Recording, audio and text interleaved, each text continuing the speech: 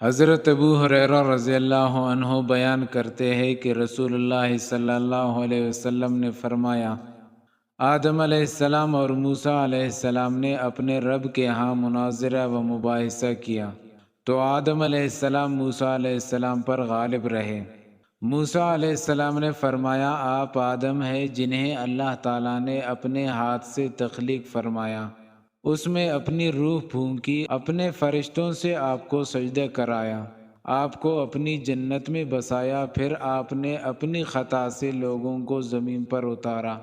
آدم علیہ السلام نے فرمایا، آپ موسیٰ ہیں جنہیں اللہ تعالیٰ نے اپنی رسالت اور اپنے کلام کے لیے منتخب فرمایا، آپ کو تختیاں عطا کی جن میں ہر چیز کا بیان ہے، آپ کو کسی واسطے کے بغیر سرگوشی کا شرف بخشا۔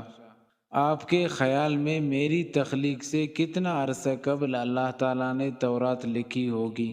موسیٰ علیہ السلام نے فرمایا 40 برس۔ آدم علیہ السلام نے فرمایا، کیا آپ نے اس میں یہ چیز بھی پائی؟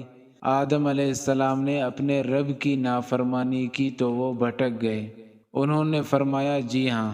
آدم علیہ السلام نے فرمایا، کیا آپ مجھے ایسے عمل کرنے پر ملامت کرتے ہیں جس کا کرنا اللہ تعالیٰ نے مجھے پیدا کرنے سے بھی 40 برس پہلے مجھ پر لازم کر دیا تھا؟ رسول اللہ صلی اللہ علیہ وسلم نے فرمایا، آدم علیہ السلام موسیٰ علیہ السلام پر غالب آ گئے۔